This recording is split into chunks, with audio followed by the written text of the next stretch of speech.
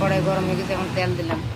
দেখো আজকে আমরা ভাজি করবো সিম, বিচি আর নতুন আলু দিয়ে একটা ভাজি, মাটির চুলার ভাজি, লাল লাল করে ভাজবো। তেল গরম হয়ে গেল, দেখো পেঁয়াজ, রসুন আর কাঁচামরিচ তেলে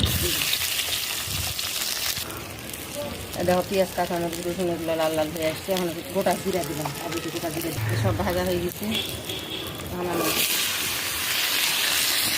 জিরা মশলা দিব, লাড়ি এখন জিরা মশলা দিব। মশলা দিব হলুদের গুঁড়া, মরিচের গুঁড়া, ধনিয়া গুঁড়া, আর জিরা আর পনের মতো লবণ।